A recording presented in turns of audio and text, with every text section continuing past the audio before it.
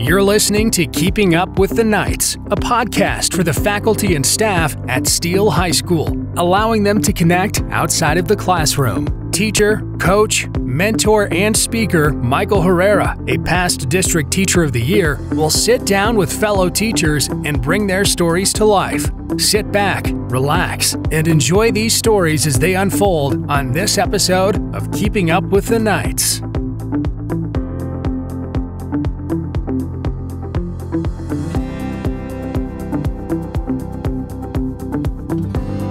All right, Knight Nation, welcome back to another episode of Keeping Up with the Knights. I am your host, Coach Michael Herrera, and I had the honor to sit down with Carol Davis, my neighbor in the Q Wing. Thank you so much for taking some time to visit with me today. You're welcome. All right, so at the beginning of every podcast, I always start with 5 get-to-know-you type questions that I call bell ringers. And I'll ask you 5, and you'll shoot back 5 to me, and then we'll kind of get started. Sound good?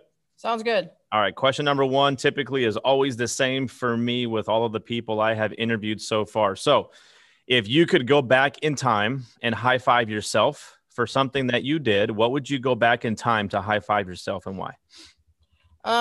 Finishing my master's degree because I waited so long and I finished coaching first and I got it done. All right. Absolutely. Fantastic, right? We always want to strive for higher academics. So good job. Question number 2. All right. So you're going to the movie theater. It's not a pandemic, right? We don't have to deal with COVID. So you're going to the movie theater. What are you sticking in your bag or purse that you're not going to pay for, that you're going to bring from home? A bottle of water.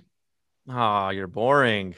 I know, but it's a bottle of water. And if I'm going with my nieces and nephews, then it's a couple of bags of candy.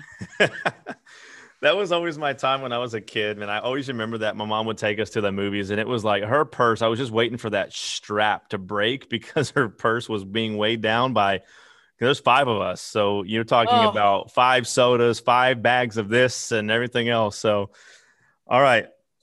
Question number 3. This is kind of a tough question, but I'm wondering if you already have the answer ready to go. Let's see.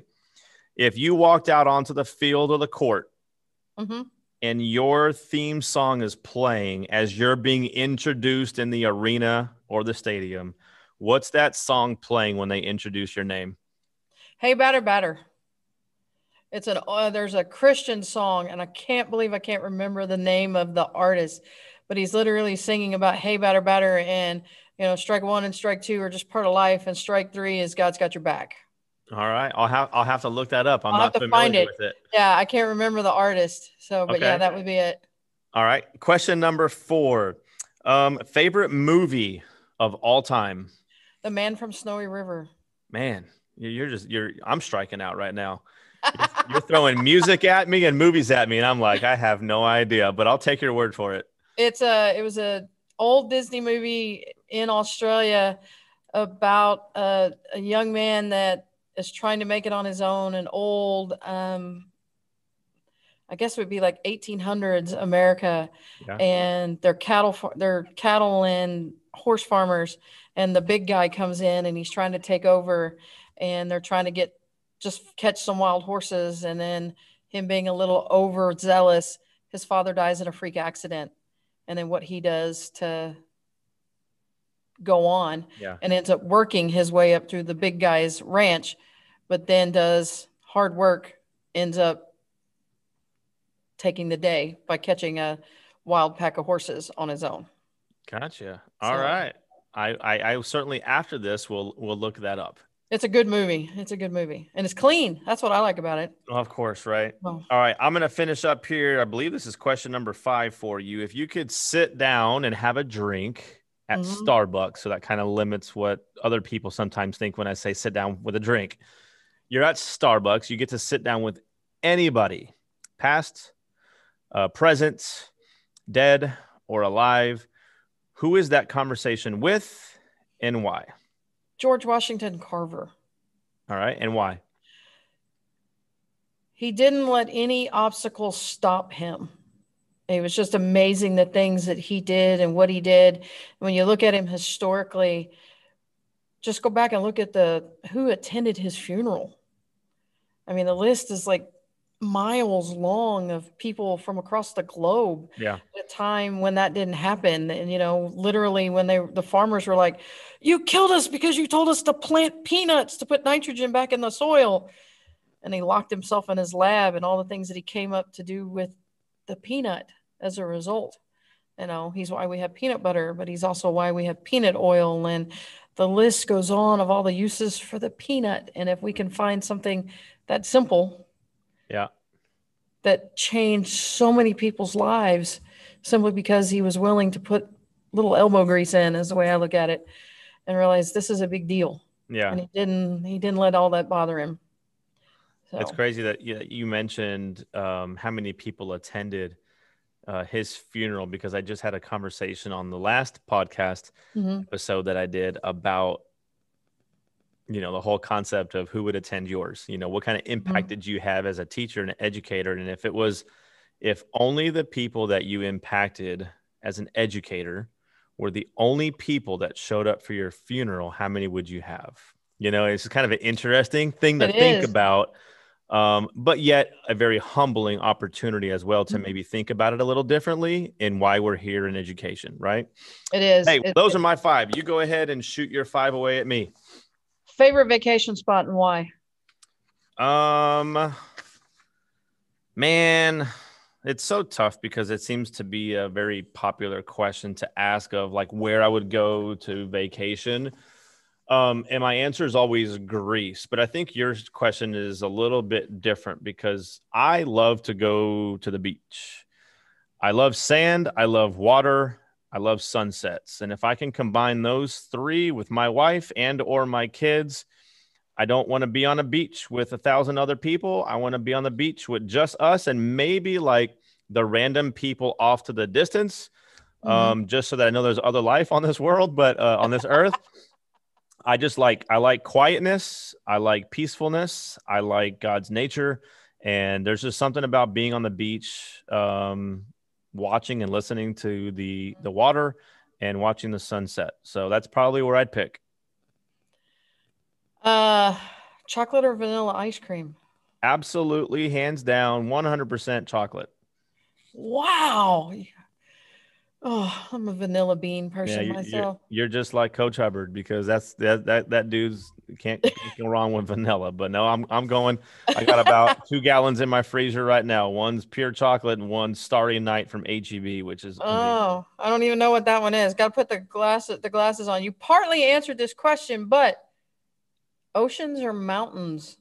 Definitely. Oh, that's tough though because they're almost equal. Because I've been in both. They're both equal to me because, again, if I'm in solitude in nature, driving up Pikes Peak in Colorado and then getting to the peak and then just kind of breaking away from the group to stand on one of the large pieces of stone and then just observe for miles, to me is the same thing as being on the beach and looking out and seeing the horizon and seeing nothing in front of that. So they're both pretty much equal to me. There's some dome climbs at Yosemite. They're just, you can do them in your sandals climbs, but just to get up there and just listen. Yep. That's it. Just listen. Yep. Listen. Your go-to, I just want to chill song. One song, not a genre, just one song. I Can Only Imagine by Mercy Me. It's a good one. That's probably my go-to. And I'll just dialogue a little bit about Mercy Me. When I was in Tulsa going to school, this was in the late 90s. This was when Mercy Me formed their group. Yes. Have you seen the movie? I've not seen the movie, but I know when you're talking about. Okay, so after you watch Coming to America or Raya and the Dragon that comes out tonight, you need to watch I Can Only Imagine. The movie obviously is about Bart, the lead singer of Mercy Me, and it's about the song I Can Only Imagine and how he wrote that song. What's crazy about when I watched that movie for the first time, I did not realize that when I met Mercy Me back in 1998, actually it was 1999 on my birthday, March 31st, 1999, Mercy Me came to Tulsa on campus to do a free concert. I got to hang out with them, talk with all of them, bought their CDs. They only had 2 CDs at the time. But unbeknownst to me at that time, that was the period of time that this movie is about. It's about when they were getting their start, where they were going around and traveling and doing free concerts so that they can make a name for themselves. And that's when he came up with the song, I Can Only Imagine. We'll talk about this later off camera, but that song has a completely different meaning to me because of that day and that time and that moment. But if I hear that song, I'm just, it's amazing to me. So there's my answer. Yep. Okay. What was my last question? As I am blind here up close now. Oh, dogs or cats or what? Or what? I like that. My quick answer is dogs. And it wasn't until I married my wife. We, growing up, hated cats because we had the cat lady next door. Literally, our next door neighbor was the cat lady. That was my aunt. And I mean, I'm talking easily 30, 40 plus cats roaming around outside. Well, they got to go to the bathroom somewhere. So where did they go? In all of my mom's flower beds. Oh. That made mom mad. Well, we were the ones that had to go clean them. So that made us mad. So we grew up hating cats. Well, then I met my wife, and my wife absolutely, she's the cat lady in a different way. She's like the cat whisperer. Mm-hmm. And I ended up buying her or getting her a cat that was found in a church. So she's a little Christian cat. And we still have Lily today, and she's a sweet little thing. And cats don't have to be the stinky, nasty, screaming, yelling outside your window at 3:00 in the morning kind of cat. They can actually be very quiet, and they handle their business, and you really don't ever have to do anything but give them food and water. So definitely dog, but I've learned to accept the cat. Hard to accept the cat. That's my 5. All right. Well, we just participated in what I call bell ringers. And I think, most teachers have maybe some kind of a warm up or a bell ringer in their classroom. So if you are listening to this podcast, hopefully you can take this idea and concept of just having quick little conversations and doing this with students. Breaks the ice, and it definitely allows students into our lives, and it gives us a chance to get into theirs. So hopefully someone out there listening can try this in their class for about 5 minutes. Well, let's go ahead and get started in the podcast. I know we know each other in the professional world, but the reason behind this podcast is to allow us to connect outside of the classroom and get to know a little bit about each other and things that we may necessarily never knew about each other. So I always like to start by let me know and let the audience know where you grew up, a little bit about your childhood, what that life was like, and anything in between that you feel like you want to share, just so we can have an understanding of what little Carol was like. I'm a homegrown kid. It's funny. When I interviewed for my job at Steele, because I had been away from home for a little over 20 years, because I grew up in Marion, so 7 miles down the road. There are teachers on campus that we were high school classmates. There are staff across the district that we were high school classmates. And this spot right here, this piece of ground, I hauled hay on as a kid. Wow. I didn't know that. So somewhere in the dirt around here, I know there's blood from me in the dirt from hauling hay as a kid. 1103 was a dirt road. 3009 was a 2-lane road with hardly anything on it. And the only thing at 3009 and 35 was the old Garden Ridge. Yep. So home was Marion.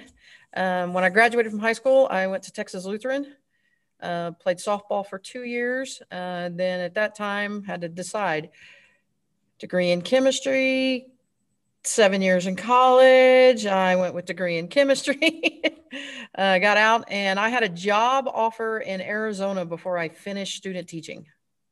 And so I went to Phoenix, was there for 10 years, came back home to Texas 10 years later, but I went north of Houston to spend time with my older sister.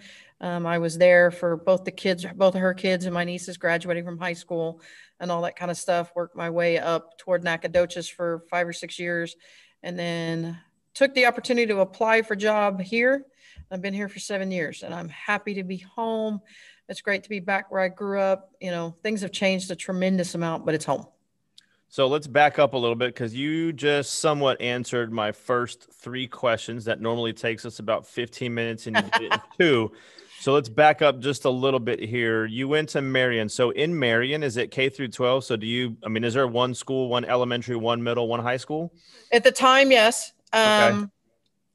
Mom moved around a lot. My parents were divorced. Mom moved around a lot when I was little, K through 5.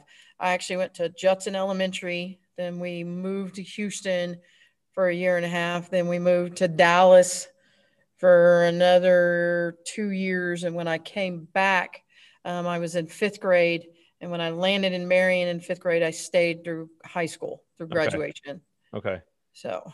Gotcha. All right. And so you graduated from Marion High School. What were some of the things that you did in high school? Did you play sports? Were you in clubs and organizations? Did you have a job? Volleyball, was the basketball manager, track. Softball was it was just beginning as a UIL sport. I played softball for Marion for a couple of years. And at the time, Marion was not big enough. I kind of outgrew the level of my teammates. And I played for the Universal, and then I moved to play in Universal City, which is now part of BVYA's group and all that kind of stuff. So I played a lot there. We traveled all over the state playing. We played all summer long, basically from March through the first week of school. I was on the softball field 5 to 6 days a week, whether it was practice or games. My first job was keeping score because baseball games were played in the morning. So I would keep score for the baseball games. And then in the afternoon I was playing, $5 or $6 to keep the book. I was like, ooh, that's easy money for a kid. That was a lot of money. Well, it beats taking care of hay. That was not a paid job. Okay. That was family. That was telling you what to do job. Yeah, that was family. When you reach the point that your legs are finally long enough to reach the gas pedal is the best day of your life. Because in the rotations of hauling hay, you get 15 minutes to sit down in the truck.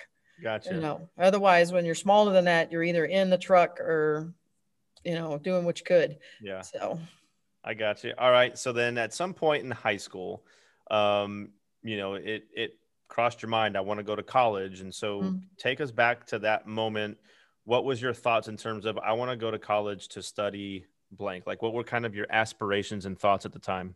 I had the same high school science teacher for 3 years because we were a little B school. I only had 2 science teachers. Biology was a different subject. I had Mr. McDonald, Mr. Mack, for freshman, junior, and senior year. And my junior year, it's very early in my junior year, Mr. Mack said, he walked up to me and he said, I've got this kid that needs help. They're yours. And he kind of put me in that tutoring situation. And I'll never forget, I even remember the kid's name, Heather. I don't remember her last name, but Heather. She came running down the hallway, so excited because she had taken a science test and had gotten a B on it. But it was that look in her eyes. And that look. Oh, yeah. When that light bulb clicks. And she was so happy for herself because of the grade she had made on her science test. And I knew at that moment I wanted to teach because of the way it made me feel because of how she felt about herself. This is in high school. That was in high school. Right. Yeah. And it's Mr. Mack he was just an amazing teacher. I honestly can say that I know that the stop, drop, and roll method of putting a fire out works because I will never forget. There were only like 6 of us in class. He's leaning back because he always put one foot, his desk was behind him and raised. You may remember those days of science labs where the desk was all up front and it was a raised platform and then the tall lab table. And he always leaned back against it with one foot. He had a candle burning behind him. Oh, geez. And Mr. Mack always wore a collared shirt and the pullover half sleeve vest. And we're all trying to get his attention as he's talking because we can see the smoke flames coming up behind his head. And when the temperature hit him, he stopped, dropped, and rolled. Fire was out.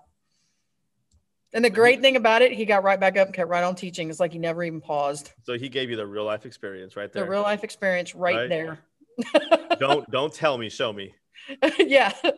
I got you. All right. So then in college, you made the decision, obviously, to go to a university, to school, and those aspirations, I guess, stayed intact, and you always wanted to teach, I guess. I did. The great thing about Texas Lutheran, the way they did things, is you focused more on your subject area than on education. Mm-hmm. So I got all of the training within the science. I mean, 40 some odd hours of chemistry. I've never celebrated a C until I got to college, and that organic C, I celebrated it. Yeah. Because I got it the first time through. I'm going to pause real quick, because there's something valuable in what you just said about celebrating a C. Mm-hmm. I think oftentimes on the student's behalf, there's some confusion with what academic success is or what society thinks it's supposed to be. And I think we all have, or maybe it's just me and you, I don't know. I celebrated my only C in college. I got all A's and B's, but I did get one C in my 4 years. And that was in a sociology class. Absolutely loved the class, though. I still have the book on my bookshelf, and it was bioethical issues in healthcare. It was a sociology class. We had to read a chapter, whether it be about abortion or just about some kind of, ethical question. And the chapter gave you examples and data and research behind why you should say yes and why you should say no. But ultimately, what all that mattered was what your research paper said on the way you felt. Yeah. And for whatever reason, maybe I wasn't a good writer or didn't elaborate on what the teacher was wanting me to. And I got a C in the course, but I looked forward to going to that Wednesday night class and spending 3 hours and talking about that topic and debating back and forth. Mm-hmm. There's so much value in a C. And I think we do need to celebrate with our students when your student goes from an F to a C, like that there's something there. But I feel like sometimes, I'm generalizing here. There's teachers that, I guess, expect A's out of all their kids. And I think we go wrong that way. So sorry to interrupt, but you just made me think about that. Well, and I look at it as, especially with the kids that I specialize here at, and you know who my kids are. Yeah. And I have the opportunity to go to other places, and I'm offered jobs quite frequently. But can I get the type of kids that I have here? People look at my subject area sometimes as a dumping ground. No, bring them on. Here we go. Let's see what we got. Because I need them to understand that I don't expect any of you to be the physicist or the chemist. I expect you to learn what hard work is about. Yep. And that's what that organic C is I know how many hours I spent and how often I was in tutoring, and I had a teammate that was taking the course at the same time. And while everybody else is sleeping, we're in the back seat of the van doing organic chemistry together. And 24 hours in the lab over the weekend, trying to understand what's going on and making 40s and 50s on test, and then with the curve, I end up with a 67, 68. Yeah. But knowing that if I worked hard enough, I would get the C. And I literally celebrated and with the C when it got posted. Because, back in that day, you had to go stand by the door. Yeah, and wait for the teacher to tape it up. Yeah. And in my brain, I was like, I did it the first time, knowing how many classmates I had that were taking this course for the second and third time trying to pass it. Yeah. And that's when it hit me. The grade doesn't matter. Yeah. The effort mattered. And the process. So I had a student the other day in my class kind of not challenge me, but challenge the idea of education, which I like. I love that because this kid's thinking, and he's like, Coach, do you think that that we're doing this thing right? And I was like, what are you talking about? And this came out of nowhere. They're probably supposed to be studying for a vocab quiz or something. And this kid says it. And I'm like, but he's always thought-provoking and asking questions like that. And I was like, what do you mean? And he's like, education. Like, who made this up? Like, why are we students sitting in a desk learning from you, and then we go to another? Like, why can't we do this on our own? Why can't we educate ourselves and this and that, whatever? And I was like, man, that's a great question, but let me answer it this way too. You guys get caught up in asking yourself, when am I ever going to use this? And to be honest with you, I'll say it, you probably won't ever use it. But what you're going to use in life is the processes and the application of what we're teaching you. So how you can learn how to apply studying, apply getting a problem right, learning how to work together in groups.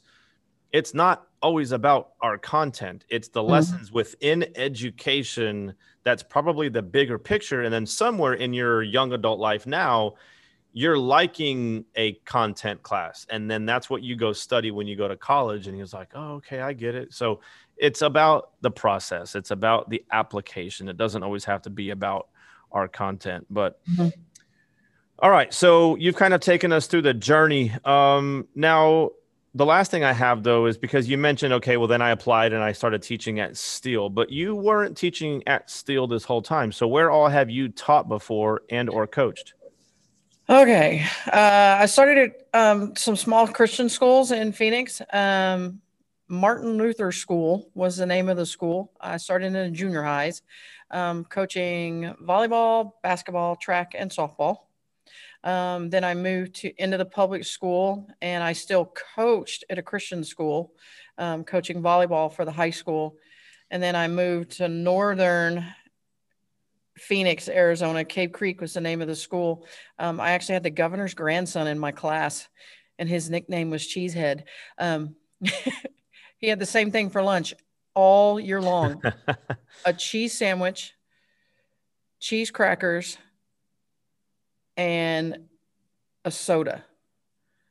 And his best friend, I'll never forget, one day at lunch, because I started calling him Cheesehead because he always had cheese. And his best friend was like, what about me? I said, crackers. So they were cheese and crackers. Yeah. Head coach of volleyball there. We went to the state tournament from fourth place in our district, and we finished at the state tournament. You know, what a lesson in hard work there. And then I came back to Texas. I was at Shepherd High School, which is North Houston, Lake Livingston area. Continued up Highway 59, Garrison, Beckville, and then at Nacogdoches for several years before landing here. And I have focused mainly on volleyball and softball. Basketball is the glue in between. Yeah. So.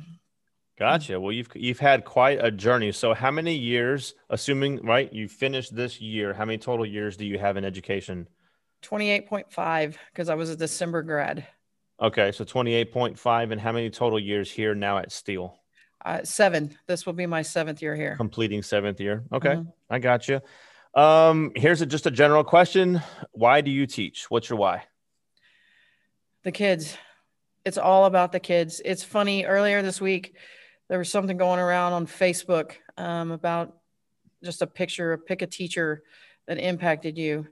And a kid from my 3rd year in the classroom tagged me and said, it's you. You know, and Becca is now an adult. She's got 2 kids of her own and a husband. And they are just living life to the fullest in Phoenix. And she said, but the one thing that you did was, I can't remember a single history lesson you taught me, but I remember without a doubt that you cared. Yep. You know, so a classmate of hers, I'll never forget, the day I got her Facebook friend request, it said, you and I had such a tumultuous relationship in school. And that she literally used that great big word. Yeah. Because while she was an 8th grader, she was one of those students that if the answer's right, it's right. But she only filled in the blank. There was not the in between the lines answer that you and I specialize in looking for. What are you thinking? And it really pushed her. And it was a struggle all year long with the 2 of us. But now she's like, you made me think about that there's more than black and white to the answer. Sometimes you got to look. The whys really do matter. Yep. So. And what a better statement than finishing it by saying the whys matter, because that's my question. What's your why? And I think, I don't know how many years ago it was when I heard that question for the first time. And then we've got these things hanging up in our classrooms that we got maybe last year or something like that, you know, has just a big old why on there. Oh yeah. The why and the yet. Yeah. Why and the yet. Was that this year or was that 2 years ago? I thought it was either last year or the year before. Yeah. Yeah. You know, but I've just been on this, like, you know, kick, I guess, to find out what people's why is. Now through this podcast, I'm kind of learning that it's mostly the same. You know, it's about the kids, and maybe it's just the minority that is about the content. But, you know, using your word, celebrate, you know, celebrate your why. And which kind of leads into my next question is, now that I know your why, what is your definition of success in your classroom? Perseverance. Can you make the mistake, but once you make the mistake, I don't care about that. Can you go back and show me what you learned from the mistake to the right answer? I love to, especially in chemistry, when we're teaching the concept of stoichiometry. You know, you're a science teacher, you had to have stoichiometry somewhere in your career. Heck if I know. You're getting me there. Maybe that's my third strike. But I don't know what that is. It's just a really long, complicated, and the math is high level to get to the answer. The kids will do the work. I mean, and they can do 4 problems in class, and 4 problems is enough. But the next day they come in, I post not just the answers, but all of the steps to get there. And then I spend the time standing up front, letting them ask the questions. How did you get that? Where did that come from? Why do you have that there? Because them seeing their own work instead of me marking on it and handing it back, they're only going to see the number at the top. They're not even going to ask any questions about why it was marked wrong. But if they're looking at their own and seeing my steps and all the steps to get to the right answer, now they're going to really start to ask questions. You know, my favorite way to do things is watching the kids in lab and in activities when they start to argue with each other. Because when they start to argue with each other about the answer to a question, that's the real learning. Exactly. Yeah. You know, that's it right there. I could care less if either one of them get it right. That's right. That conversation that they're having is the real learning that's going on. Yep. I love that collaboration piece. I love it when kids communicate to each other about learning. It's fun to watch, to be able to, whether you're standing or sitting and just looking from afar. You know, that's a very true statement when it comes to success in the classroom. To see that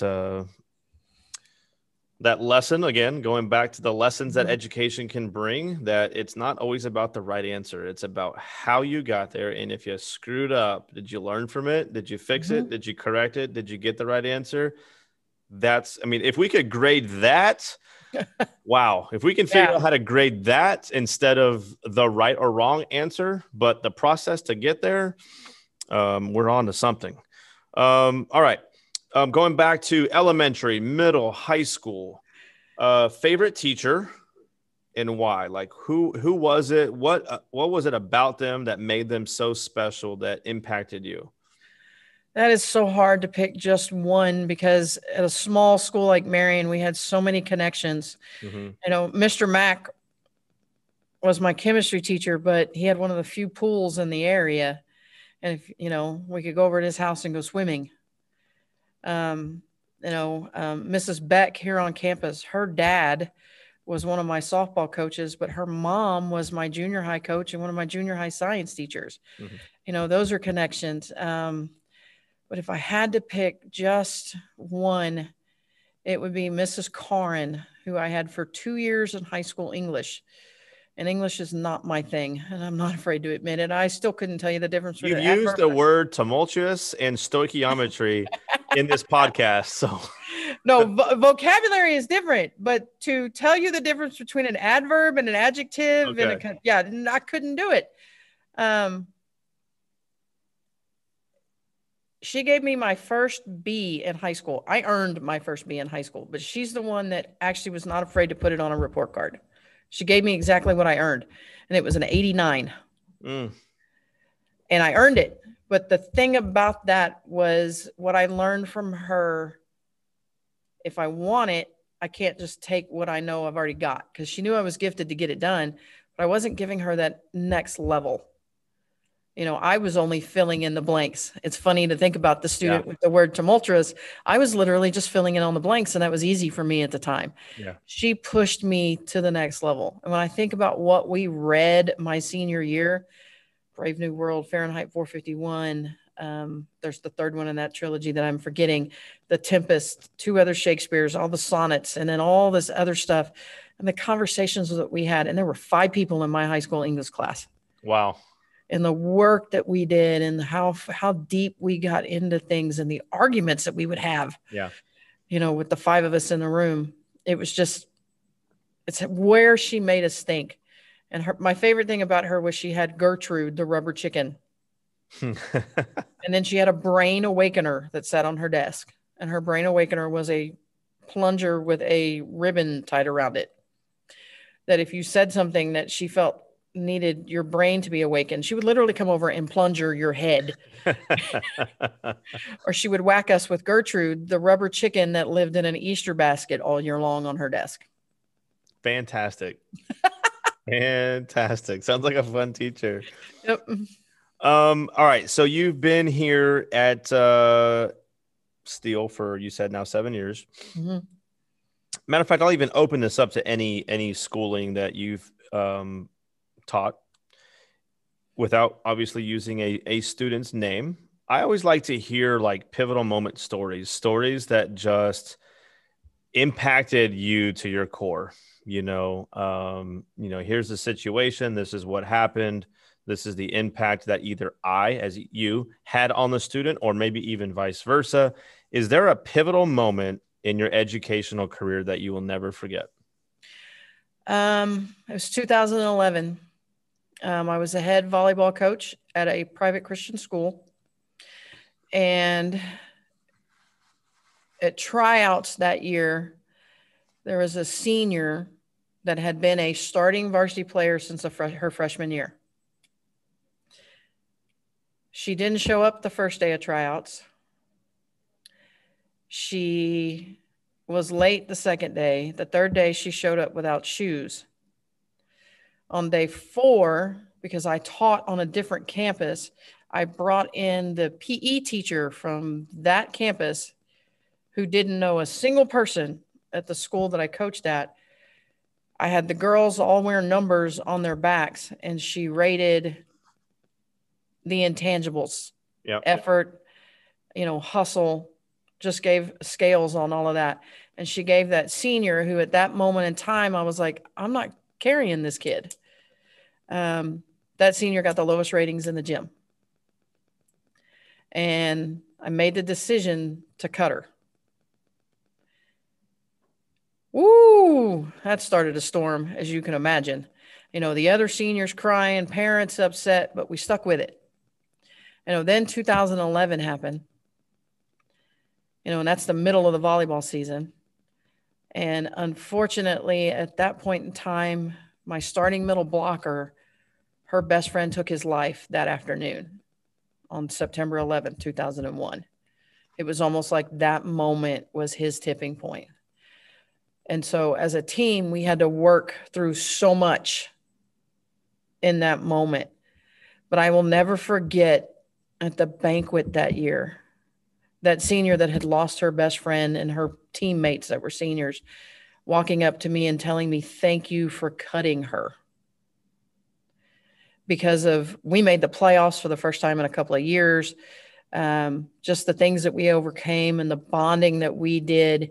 It was so unique. And I got to, that kid now lives in Texas, and this was in Arizona. She's in Austin in the leukemia unit at one of the children's hospitals in Austin, and a superstar at her job. She's in a teaching position now, but just watching the development of those young ladies from, it was close to hatred the day of tryout, the day teams got posted, to the joy when we made playoffs and went to the first round and won and got beat in the second round. but then to banquet, and then later on to graduation. And then even for one of the young ladies later on into life as an adult and her success, growth is that moment, to see them, whoa, as the lights go out. Just growth is, and I don't know any other way to word it, to see them, especially seniors, as they're realizing adulthood is one of those tough moments. Right. Absolutely. Yeah, definitely had an impact for sure on not just her, but the entire team. I always like those things where, I don't know if you've attended my presentation on 25 reasons why you might suck as a teacher, but there's an image. Wait. You mean that? Hey, all right. I love it. Well, that's 25 ways to be a great teacher. But one of the very first ones that I do is where I showed that picture of the teacher scolding the child.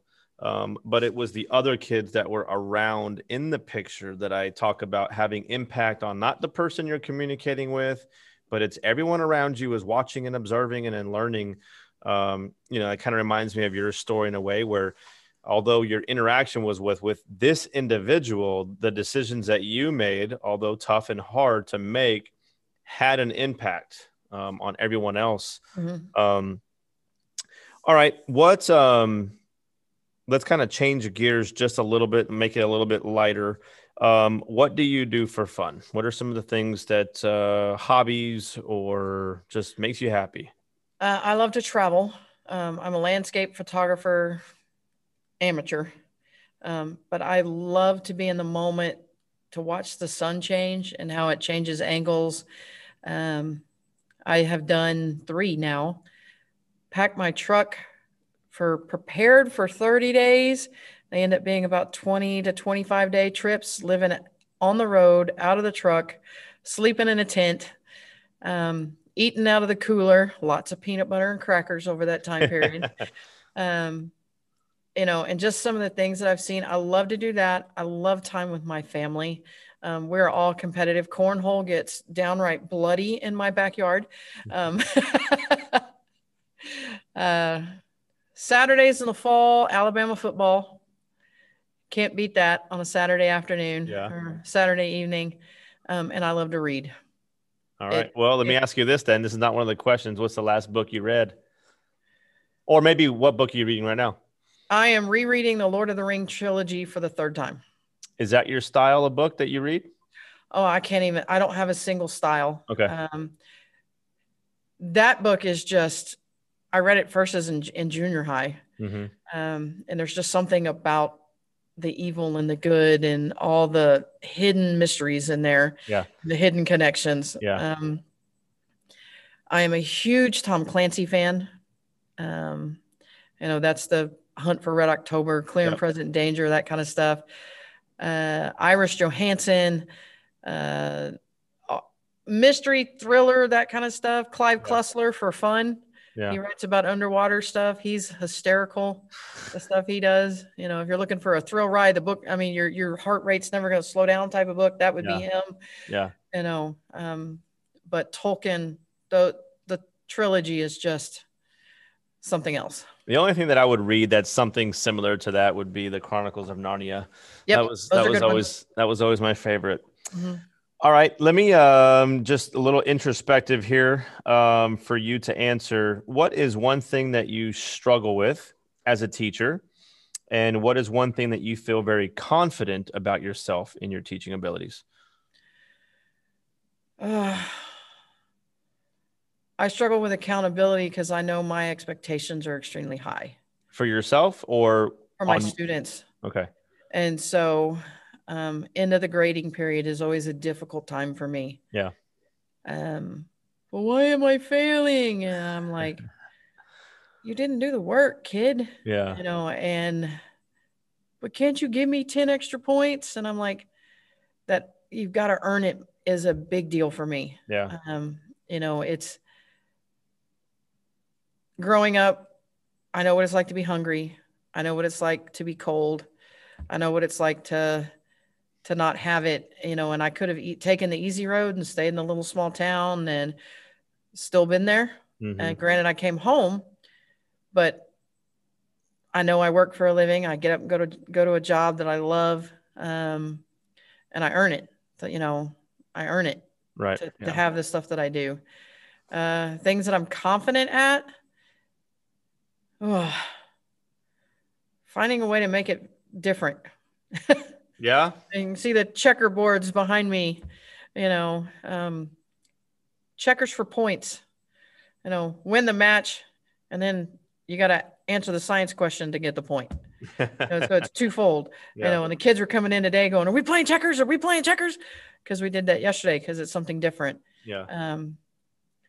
COVID's been hard on me because we used to never sit still. You're my neighbor. You're always wondering, what are they doing in there? Yeah. And having to slow down the active stuff has been very hard for me. Yeah. Because my kids are never still. It's definitely unorganized chaos in here. Yeah.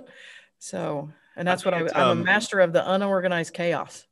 This is one of those questions where, I'm always deep in thought and think of things like this. And I just hope that, I don't have any idea who listens to these episodes or not, but for the person that might be listening, it's one of those things where like, we have to ask ourselves those questions. What am I good at?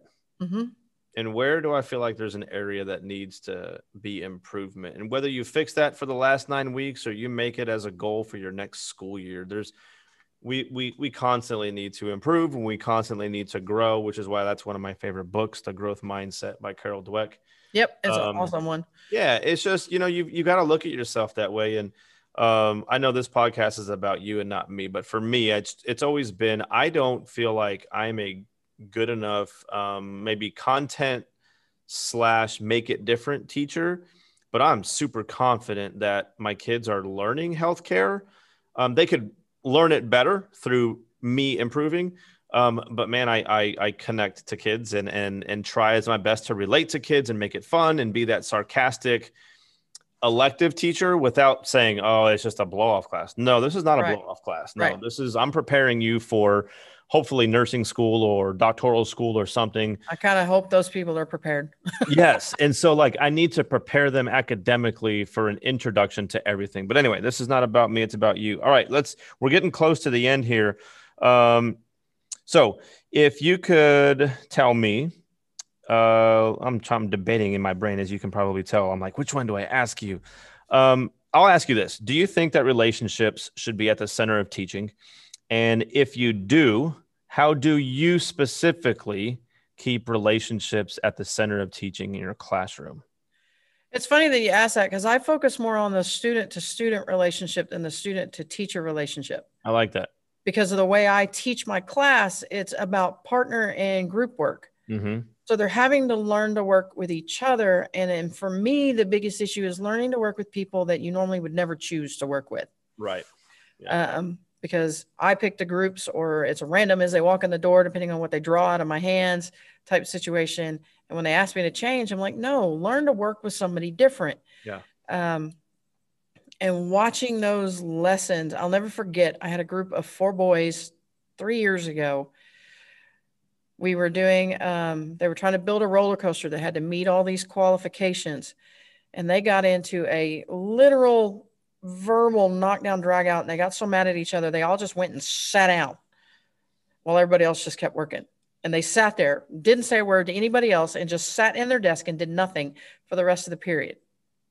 When they came back on the next day, because that day I wasn't going to get involved. I wanted them to work it out. Right. When they came back the next day, who they had talked to, I have no idea, because none of them had come to me, but they realized their idea wasn't necessarily the only way to do it.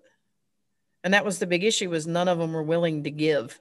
Right. Yeah. And when they came back in the next day and they kind of compromised on things and they got to work, and it worked. That's what the learning to me was, while the group across the way is doing everything they can to get their roller coaster to have a jump in it. They literally wanted their cart as with a marble to go from over here to over here with all of this open space. And I'm like, I am never riding your roller coaster, but when they made it work and how excited they got. Yeah. You know, I like that though. Focusing on the relationships between student to student is very powerful. Absolutely. Definitely can change the culture and the dynamic of a classroom. and I think the best thing for me, how I model that, is I'm blessed to have these amazing support personnel in my room. You know, Miss Mitchell, and I'm just going to call her out. She's on with me for the 3rd year now. She is the A to my Z and the Z to my A. We are polar opposites personality wise, but it's amazing because I'm the loud, harsh one and she's the soft, quiet one. Yeah. And that you need that. You've got to have both ends of the spectrum. And I don't care if the kids lean toward her versus leaning toward me. Yep. You know, it doesn't matter to me. It's not a competition. Yeah. You know, they're going to somebody for support.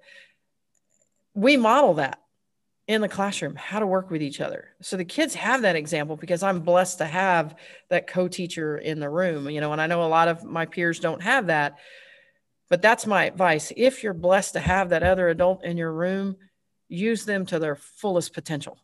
Right. You know, don't put them in a box. Don't put them in a corner. Let them be a part of everything that you do. Yeah. You know, very true. Yeah. Oh. All right. Well, very good. All right. So wrapping up with a few more questions. My next question for you is, what do you think separates the best teachers? And I'm kind of using that term loosely, right? Okay. From the least favored teachers. Change. What do you mean? An unwillingness to change. In terms of the least favored? Yeah. I've been at this a long, long time, and education is that pendulum. Yes. And when I think about how many things I have done differently, I go home every summer and I spend my summers going through what I've done. What can I do differently? It's funny because I asked Miss Mitchell and she'll go, we didn't do this one last year. You know, she's like, this is new. And she's making these faces at me. And that's because just because I've done it always doesn't mean it's always right. Yeah. Being willing to do things differently. Schoology is a great example. It's a nightmare. It's a headache. It's hard. It's difficult. I know I had lots of tears over it in the fall, but once I had time to get into it, I love it. You know, the things that are going on, I can send the kids, and the kids that don't like to write, you know, I'm not an English teacher, so I can get around this a little bit. Send me an audio file. You know, they don't have to well, I don't want to be on camera. You don't have to be on camera. I said, send me an audio file and I can make that part of it now. And how many kids have shined because they can talk versus write. They just can't articulate it on paper. You know, so being willing to do things differently, you know, I'd never done a checkers activity before yesterday. Yeah. You know, I was trying to think of something I can do here at the end of the quarter that's a little bit different. You know, dollar store for the win. There you go. There you go. Well, be resilient and change. And I coined this a couple of years ago because I reflected about my own way of teaching, and I called myself the cut and paste teacher because I cut and paste from year to year. And I'm not perfect, but you know, I try to do different things each year. But that also is me leaning on other teachers so that we can work together, because there's so many good teachers that have great ideas, but if you don't share them, you're not growing other teachers. We're not helping each other grow as teachers. And I think we need that. So, well, let's wrap this thing up. I don't know if it's going to be the same person, but I always like to finish my episodes by giving you guys an opportunity and a chance to give a shout out, to thank somebody on campus. Now, let me preface this with saying that the last few episodes, when I asked this question, it turns in, I like to thank the following 5 people, or I'd like so. Ms. Carol Davis, I'm asking you to share one person that you would love to give a shout out and thank for having an impact on you, helping you, or whatever you want to do on campus, and why. So who is that teacher? Or person, I should say. It's actually a pair. and there's a purpose to the pair. All right. Hey, I'll just shoot away. There's a certain purpose to the pair. When we went through the cancer battle a few years ago as a family, there were 2 adults on this campus that without them, I would have never made it as a professional. I would have not been able to be here the days that I was here and truly be here, because my head and my heart was someplace else. Mm-hmm. And that would be Vicky Schwant and Alan Beardsley. Those support people in my room. They knew what was going on. They were active in what was going on. They were a part of what was going on. And their concern was not just about the four walls here. It was about my heart and my family. Mm-hmm. And I have said thank you. We have said thank you. We have told them all the time. But the impact of those relationships, and the funny thing is that's the last year I had both of them in my classroom. Their schedules got changed, but it's a lasting impact for me, for my family, that just the support teachers in my room, because we are family, how much they're there. And those would be those two people. Gotcha. I don't know if you heard what I was like, hashtag. You just said we are family. So that's my thing. And quite precisely why I made the decision earlier this school year to do this podcast, because that's what we are. That's what we should be. But I will, on the other side, say, in order to be family, you need to know each other. And scripturally, to know someone is not the same thing as just knowing their name. No, like we need to know each other so that we can help people like you in situations where we need to lean on each other. But if we don't know what each other's going through, if we don't know how we can be of benefit or help each other, then we're doing this thing by ourselves. We're doing this thing alone. And so I just kind of took it as a challenge myself. Like, I'm guilty of it. I don't know everyone's name on this campus. And if I don't know your name, I don't know your story. If I don't know your story, but you've got a common student that I have in fifth period that I can't connect to or reach or get them to do work in my class, but you can, I need to lean on you. And I need to know what you're about. I need to know how you tick and how you function and what your why is and what your vision of success is in your classroom so that I can reach out to you. So bringing it back to we are family. That's what we are. That is the purpose of this podcast, is to allow us to connect outside the classroom.